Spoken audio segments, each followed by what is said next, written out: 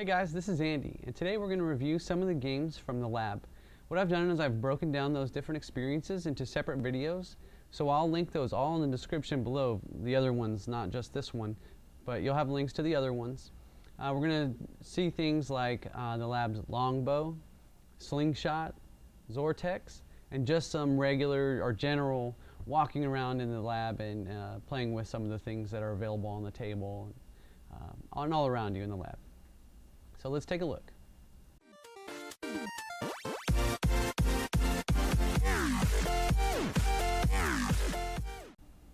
I'd like to say thanks to Justin Boyer for requesting more games from the lab.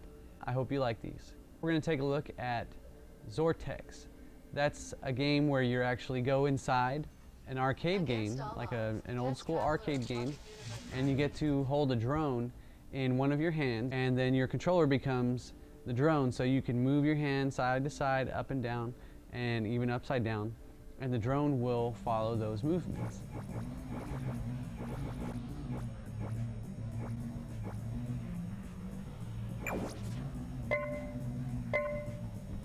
Okay, to start the game, you're going to pick up the drone and then pull the trigger to start the gameplay. You can fly the drone all around you, and then you get these things that are coming at you. Basically, you can hold the trigger down the whole time while you're playing.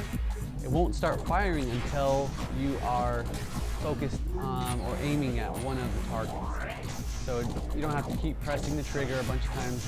It might be more convenient. Just hold it down, point it at the targets, and then you'll fly around and shoot them. Also, when you kill a certain amount of targets, or when you kill these certain targets, you're going to get a little orb that has a kind of like a bonus. So you want to make sure that you get those in the game before they disappear. See, I've already gotten about one or two here, and then we're going to go just try to fight as hard as we can to get a high score and dodge all of these incoming rounds. Before the lab's update, there used to be waves. I think now it's more just continuous gameplay, so that you get a higher score, and that's how everything is applied. I guess when I'm playing, the drone kind of goes outside of my view because it's more, I know where it is, where I'm holding the controller in my mind, and I don't need to have it in view all the time. So you'll see sometimes it's at the bottom of the screen. It's just because it's hard, it's more natural to not hold it up while you're playing, like right in front of you the whole time. That's just one of the beautiful things about the Vive, and knowing where your controllers or your hands are in the game. So you may not see it all the time, but here you go. Here's some little side flying action, and there's lots of bullets coming at me. There's all kinds of things going on, and I'm just dodging them and moving as much as I can. I like these little laser things, so there's some targets coming at you, but there's some laser beams coming at you, kind of like the old school spy movies when they're trying to break into something. I died right here. So low score, not too big. And then for my first gameplay, I had to connect to see what all the other high scores were. So basically my score got submitted. 23,043 or 2,343. Not a great score, like I said. I don't do so well in here. But here's another round. We're going to see how far we get this time. It starts off really simple. Points aren't very high, and there's just one object coming at you at a time. And then as you progress, there's just more and more. It's very, very busy. Okay. There's one of those orbs I was talking about, has like a lightning bolt on it. It does have a benefit. Once you collect once you collect around 3, there's actually a supercharged weapon you can deploy. I didn't actually do that in this recording, but I'll have to do that next time.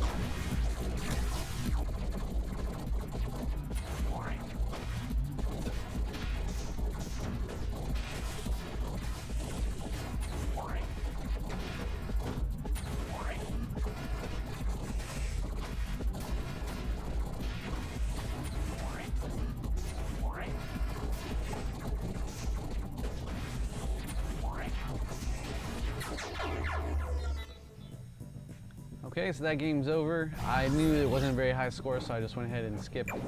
And wanted to launch right into another game where I'm going to put on my try-hard, intent. So trying as hard as I can here to get a little bit higher on the score. It doesn't always go so well. So it is what it is. I bet you can do better, and if you do, feel free to leave your score in the comment below. I think when I get here at the end, it's like I went from being 2,300 ranked to somewhere in the 1,000s, which means that a lot of you really enjoy playing this game. So there's a pretty big leaderboard, and I'd love to see your scores. Like, let's see, who has the best that actually watched this video. That'd be awesome.